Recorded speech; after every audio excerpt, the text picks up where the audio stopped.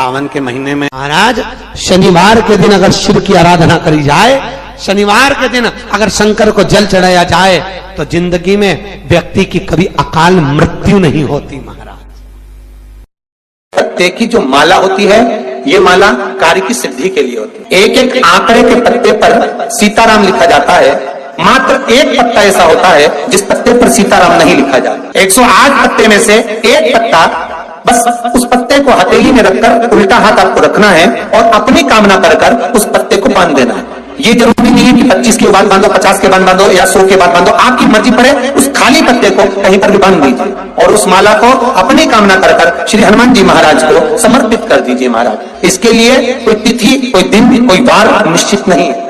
बस ये माला जब हनुमान जी को चढ़ जाए तब एक घी का और एक तेल का दिया हनुमान जी के सम्मुख में लंबी बाती का लगा देना महाराज, और अपनी कामना कर आप आ जाइए। आपकी वो कामना 2.5 महीना या 3 महीना, इससे ज्यादा नहीं जाएगा, वो कामना बाबा पूरी करेगा, क्योंकि शिव और हनुमान ये सब एक ही स्वरूप। 4 दिन से ये नस दब गई है या ये कमर दब रही है तो आप 2-4 दिन कर देखो।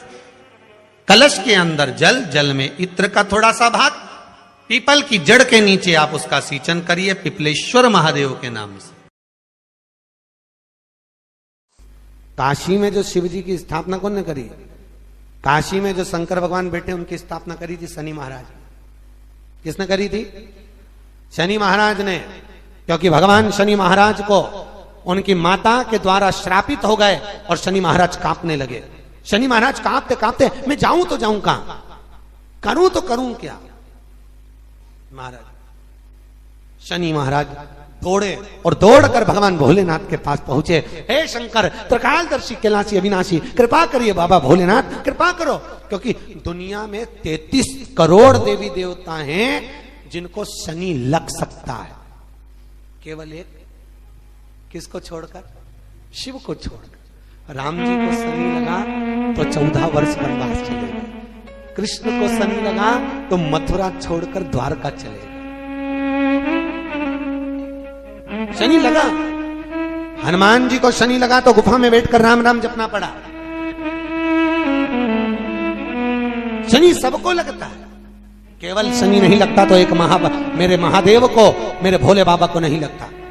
शंकर के पास में शनि आकर, शनि ने आकर कहा, भोलेनाथ कृपा करिए बाबा, मैं बड़ा कष्ट में हूं, मैं करूं क्या? बाबा भोलेनाथ ने कहा, जा गंगा जी के तट पर काशी में जाकर एक शिवलिंग की स्थापना कर, उसकी आराधना कर और तेरा शरीर ठीक हो जाएगा, कष्ट नहीं भोगेगा।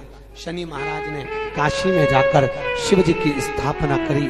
आज भी नियम है, जिसको शनि लग जाता है एक काजल की डिब्बी ले लो और काजल की डिब्बी को 21 बार उतार कर उसको एकांत में जाकर, जंगल आदि में एकांत में किसी पेड़ के नीचे इतना सा खड्डा खोद कर उसमें काजल की डिब्बी को डाल दो और मिट्टी से पूर दो, उस व्यक्ति का शनि समाप्त हो जाता है। काशी विश्वनाथ का नाम लेकर काजल की डिब्बी को 21 बार उतार कर अगर काशी विश्वनाथ का नाम लेकर शनि वाले व्यक्ति को अगर पेड़ के नीचे दबा दे, शनि समाप्त, शनि उसको परेशान नहीं कर सकता। सुबह 4 बजे से लेकर 7 बजे तक पीपल के वृक्ष में भगवान ब्रह्मा का वासा हो।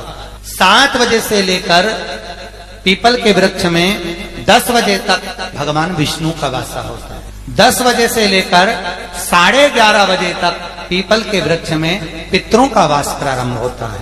11:30 के बाद में पीपल के वृक्ष में आहूतों का वासा होता है। आहूत जानते हो, जो बच्चे गर्भ में शांत हो जाते हैं, 6 महीने के बाद शांत हो जाते हैं और कुंवारी अवस्था में मर जाते हैं, उनको आहूत कहा जाता है। फिर पीपल के वृक्ष में वासुकों का वासा चालू हो जाता है। यज्ञ पुराण का संवाद है। वासुकों का वासा के बाद में शाम को 4 बजे से 7 बजे तक पीपल के वृक्ष में भगवान शंकर का वासा चालू हो जाता है। 7 बजे के बाद में पीपल के वृक्ष में रात्रि को 8 बजे से 9:30 बजे तक पीपल के वृक्ष में कुबेर का वासा होता है। इसलिए दीप को 9 बजे जो पीपल के पेड़ के नीचे घी का और एक तेल का दिया लगा देता है, उसके यहाँ कभी आज शनिवार का दिन है, जिस दिन अपन इस दरिद्रता से मिलने के लिए पीपल के पेड़ के नीचे आए हैं।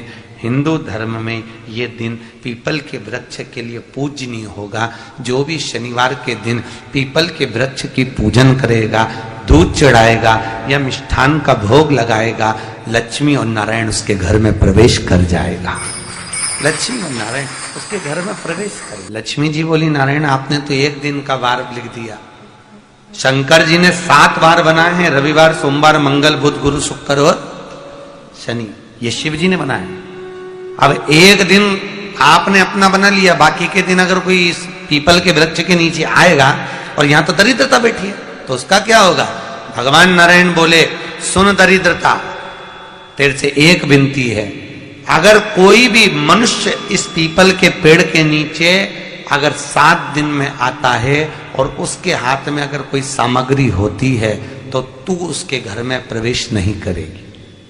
नियम है पीपल के वृक्ष का, या तो पानी का लोटा लेकर जाओ, कुंकू का चोपड़ा लेकर जाओ, शक्कर लेकर जाओ, या पेड़ के नीचे चींटी को डालने के लिए आटा ले जाओ, पर खाली हाथ पीपल के वृक्ष के नीचे कभी मत जाओ, कभी नहीं जाओ। खाली हाथ जाओगे तो दरिद्रता तुम्हारे घर में प्रवेश करेगी। दरिद्रता उठकर खड़ी होकर बोली, नारायण तुमने अपनी मनमानी करी है, एक दिन मुझे भी मेरा चाहिए। भगवान ने कहा, बोल कौन सा दिन चाहिए? दरिद्रता कहती है, रविवार के दिन इस पीपल के वृक्ष के नीचे मैं दिन भर नृत्य करूं, इसमें रहूं, और जो यहां आए रविवार को मैं उसके घर में प्रवेश करूं। भगवान ने कहा, ठीक है। दरिद्रता, रविवार का दिन एक ऐसा दिन रहेगा जिस दिन तू इस पीपल के वृक्ष के नीचे नृत्य करेगी, और जो आएगा इस पीपल के वृक्ष के नीचे तो उसके साथ प्रवेश करेगी। मैंने तुझे वर दिया। इसलिए हमारे यहाँ केवल पीपल का वृक्ष अगर दीवार में भी लग जाता है ना, किसी की फैक्ट्री की दीवार में, किसी के घर की दीवार में पीपल का वृक्ष अगर लग जाता है, पीपल का पौधा लग जाता है, उसको कितना भी तोड़ लो वो वापिस लग जाएगा। फिर तोड़ोगे फिर लग जाएगा। अगर पीपल के पौधे को तोड़ना है तो केवल रविवार का दिन एक नींबू, एक मिर्ची और बमूल का कांटा, ये 3 चीजें रखने के बाद में आधे घंटे बाद रविवार के दिन पीपल के पेड़ को उखाड़ कर फेंक दो। दूसरी बार कभी पीपल दीवार में लगता ही नहीं, कभी नहीं लग सकता। केवल एक रविवार का, केवल एक संडे, इतवार का। घर में दीवारों पर अगर पीपल लग भी गया है, इसलिए पीपल के वृक्ष को उखाड़ने का, अगर घर में पीपल लगा हुआ है या पीपल का पौधा हमारे घर में लग गया, उसको उतारना, निकालना, लगाना, तो पीपल के वृक्ष को अगर निकाला जाता है तो रविवार के दिन, और अगर पीपल के वृक्ष को कहीं लगाया जाता है तो सोमवार के दिन या मंगलवार के दिन, बुधवार के दिन, इन दिनों में लगा सकते पीपल के वृक्ष कहीं लगाना। शनिवार का दिन एक ऐसा दिन होता है जिस दिन पीपल के वृक्ष को कहीं जाकर लगाया नहीं जाता, क्योंकि शनिवार के दिन पीपल के वृक्ष के नीचे लक्ष्मी रहती है। हम अपने हाथों से अगर पीपल का वृक्ष किसी दूसरी जगह पर शनिवार को रोपित करते हैं तो हमारे घर की लक्ष्मी अपने घर से छिन्न होकर चली जाती है। इसलिए शनिवार के दिन पीपल लगाया नहीं जाता, किसी के घर जाकर उसको वापस पलटा नहीं जाता। लग गया उसको डाल। प्रभु मेरी धर्म पत्नी को कहाँ रखूं आप बताओ? वो तो जहां यज्ञ होता है, अनुष्ठान होता है, दान होता है, पुण्य होता है, सत्कर्म होता है, वहां जाने को तैयार नहीं। अब करूं क्या? भगवान ने बोला, एक काम करो। दुर्वासा जी बोले, जिसके यहां रात्रि में बर्तन झूठे पड़े रहते हो, उसके घर में इस दरिद्रता को लेकर तुम प्रवेश कर जाना। जिसके यहां रात्रि में बर्तन झूठे पड़े हो, वहां लेकर प्रवेश कर जाओ। दूसरी जगह दुर्वासा जी बोले, जो स्त्री घर में दोपहर के समय पर सो रही हो, उसके घर में इसको लेकर प्रवेश कर जाइए। जो स्त्री दोपहर के समय में घर पर सो रही हो, इस दरिद्रता को लेकर प्रवेश कर जाइए। तीसरा, जिसके यहां पर दरवाजे पर कांटे वाले पौधे लगे हों, उस घर में इस दरिद्रता को लेकर प्रवेश कर जाइए। दरिद्रता, कितनी सुंदर बात कही है। दाता और विधाता, कौन कौन? दाता और विधाता। लक्ष्मी और दरिद्रता के सगे भाई हैं। कौन कौन? दाता और विधाता। दाता को कौन कौन? दाता और विधाता।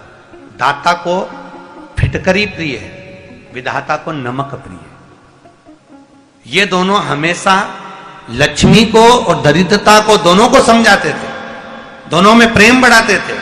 आज भी हिंदू धर्म की रीति है, यहां तो ठीक है, जिसके यहां पर भी अगर थोड़ी सी भी परेशानी होती है, थोड़ा सा क्लेश होता है, अशांति होती है, लक्ष्मी नहीं दिख रही हो, काम नहीं बन रहे हो, बहुत प्रयास करा जा रहा हो और हमारा कार्य नहीं होता, तो क्या करते हैं, फिटकरी और नमक को पानी में डाल देते हैं और घर में पोछा लगा देते हैं। आप लोगों ने आजकल फेसबुक पे भी पढ़ा होगा, व्हाट्सएप पे भी पढ़ा होगा। तो क्यों लिखा उसमें? उसका कारण ही केवल ये है कि दाता और विधाता की प्रियता उसमें।